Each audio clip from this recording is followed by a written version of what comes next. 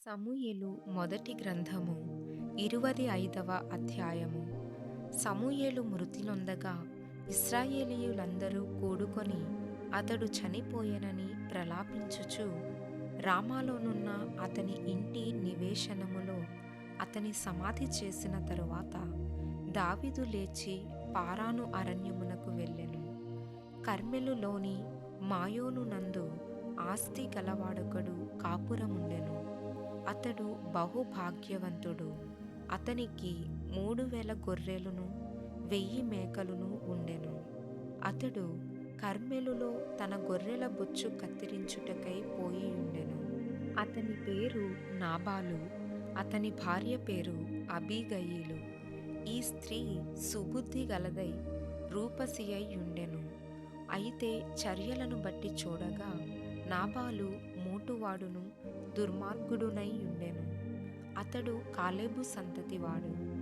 నాబాలు గొర్రెల బొచ్చు కత్తెర వేయించుచున్నాడని అరణ్యమందున్న దావీదు విని తన పనివారిలో 10 మందిని పిలిచి వారితో ఇట్లనెను: మీరు కర్మెలునకు నాబాలు నొద్దకు పోయి నా పేరు చెప్పి కుశల ప్రశ్నలడిగి ఆ భాగ్యవంతునితో నీకును నీ ఇంటికిని నీకు కలిగిన అంతటికిని క్షేమమవునుగాక అని పలికి ఈ వర్తమానము తెలియజెప్పవలెను. నీ యొద్ద గొర్రెల బొచ్చు కత్తిరించువారున్నారను సంగతి నాకు వినబడెను. నీ గొర్రె కాపరులు మా దగ్గర నుండగా మేము వారికి ఏ కీడును చేసి ఉండలేదు. వారు కర్మెలులోనున్నంత కాలము వారేదియూ పోగొట్టుకొనలేదు. నీ పనివారిని నీవు అడిగిన ఎడల వారాలాగూ చెప్పుదురు. కాబట్టి నా పనివారికి దయచూపుము. శుభదినమున మేము వచ్చితిమి గదా, నీకిష్టము వచ్చినట్టు నీ దాసులకును నీ కుమారుడైన దావీదునకును ఇమ్ము. దావీదు పనివారు వచ్చి అతని పేరు చెప్పి ఆ మాటలన్నిటినీ నాబాలునకు తెలియజేసి కూర్చుండగా నాబాలు, దావీదు ఎవడు? యెష్షయి కుమారుడెవడు? తమ యజమానులను విడిచి పారిపోయిన దాసులు ఇప్పుడు అనేకులున్నారు.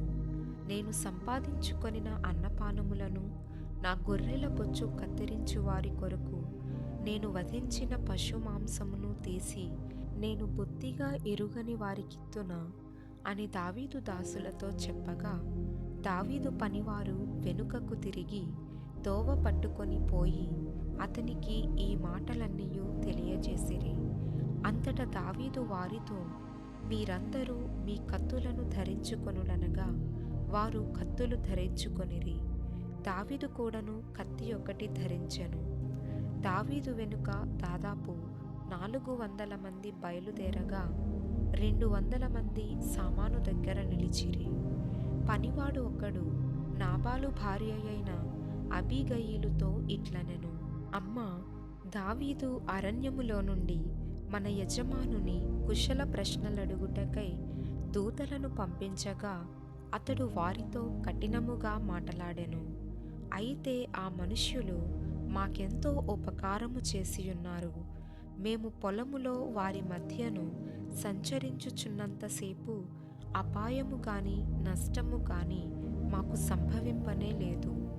మేము గొర్రెలను కాయుచున్నంతసేపు వారు రాత్రింబగళ్ళు మా చుట్టూ ప్రాకారముగా ఉండిరి. అయితే మా యజమానునికిని అతని ఇంటి వారికందరికిని వారు కీడు చేయ నిశ్చయించి ఉన్నారు గనుక ఇప్పుడు నీవు చేయవలసిన దానిని బహు జాగ్రత్తగా ఆలోచించుము. మన యజమానుడు బహు పనికి మాలినవాడు, ఎవనిని తనతో మాటలాడనీయడు అనెను. అందుకు అబీగయీలు నాబాలుతో ఏమీయూ చెప్పక త్వరపడి 200 రొట్టెలను 2 ద్రాక్షారసపు తిత్తులను వండిన 5 గొర్రెల మాంసమును 5 మానికల వేచిన ధాన్యమును 100 ద్రాక్ష గెలలను 200 అంజూరపు అడలను గార్ధబముల మీద వేయించి, మీరు నాకంటే ముందుగా పోవుడి, నేను మీ వెనుక నుండి వచ్చెదనని తన పనివానికి ఆజ్ఞ ఇచ్చి గార్ధబము మీద ఎక్కి పర్వతపు లోయలోనికి వచ్చుచుండగా దావీదును అతని జనులును ఆమెకు ఎదురుపడిరి. ఆమె వారిని కలిసి కొనెను. అంతకు మునుపు దావీదు నాబాలునకు కలిగిన దాని అంతటిలో ఏదియూ పోకుండా ఈ అరణ్యములో అతని ఆస్తి అంతయు నేను వ్యర్థముగా కాయుచూ వచ్చి తిని, ఉపకారమునకు నాకు అపకారము చేసి ఉన్నాడే అని అనుకొని అతనికున్న వారిలో ఒక మగపిల్లవానినైనను తెల్లవారునప్పటికీ నేనుండనియ్యను, లేదా దేవుడు మరి గొప్ప అపాయము దావీదు శత్రువులకు కలుగజేయునుగాక అని ప్రమాణము చేసి ఉండెను. అబీగయీలు దావీదును కనుగొని గార్ధబము మీద నుండి త్వరగా దిగి దావీదునకు సాష్టాంగ నమస్కారము చేసి అతని పాదములు పట్టుకొని ఇట్లనెను: నా ఏలినవాడా, ఈ దోషము నాదని ఎంచుము. నీ దాసురాలనైన నన్ను మాటలాడనిమ్ము. నీ దాసురాలనైన నేను చెప్పు మాటలను ఆలకించుము. నా ఏలినవాడా, దుష్టుడైన ఈ నాబాలును లక్ష్య పెట్టవద్దు. అతని పేరు అతని గుణములను సూచించుచున్నది. అతని పేరు నాబాలు, మోటుతనము అతని గుణము. నా ఏలినవాడు పంపించిన పనివారు నాకు కనబడలేదు. నా ఏలినవాడా, యెహోవా జీవము తోడు, నీ జీవము తోడు, ప్రాణహాని చేయకుండా యెహోవా నిన్ను ఆపియున్నాడు. నీ చెయ్యి నిన్ను సంరక్షించనన్న మాట నిజమని, యెహోవా జీవము తోడు, నీ జీవము తోడు అని ప్రమాణము చేయుచున్నాను. నీ శత్రువులను నా ఏలిన వాడవైన నీకు కీడు చేయనుద్దేశించువారును నాబాలు వలె ఉందురుగాక. అయితే నేను నా ఏలిన వాడవకు నీ యొద్దకు తెచ్చిన ఈ కానుకను నా ఏలిన వాడవకు నిన్ను వెంబడించు పనివారికి ఇప్పించి నీ దాసురాలనైన నా తప్పు క్షమించుము.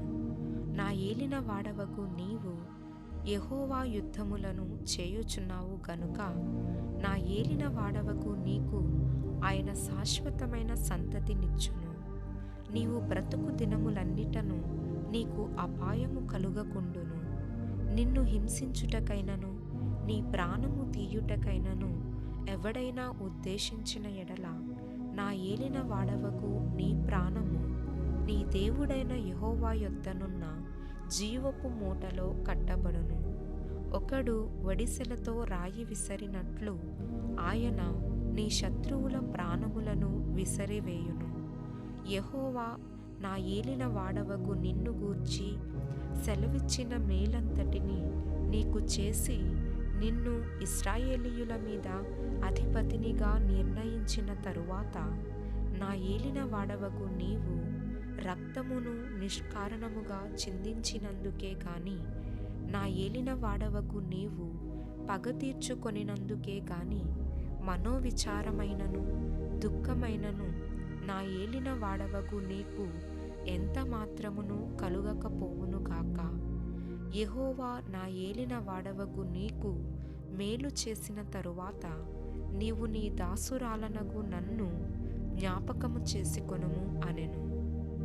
అందుకు దావీదు, నాకు ఎదురు పడుటకై నిన్ను పంపిన ఇశ్రాయేలీయుల దేవుడైన యెహోవాకు స్తోత్రము కలుగునుగాక. నేను పగ తీర్చుకొనకుండాను ఈ దినమున ప్రాణము తీయకుండాను నన్ను ఆపినందుకై నీవు ఆశీర్వాదము నొందుదువుగాక.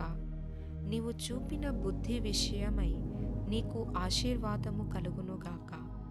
నీవు త్వరపడి నన్ను ఎదుర్కొనకపోయిన ఎడల నీకు హాని చేయకుండా నన్ను ఆటంకపరచిన ఇశ్రాయేలీయుల దేవుడైన యెహోవా జీవము తోడు, తెల్లవారులోగా నాబాలునకు మగవాడొకడును విడువబడడన్న మాట నిశ్చయము అని చెప్పి తన యొద్దకు ఆమె తెచ్చిన వాటిని ఆమె చేత తీసుకొని, నీ మాటలు నేను ఆలకించి నీ మనవిని అంగీకరించి తిని సమాధానముగా నీ ఇంటికి పొమ్మని ఆమెతో చెప్పెను.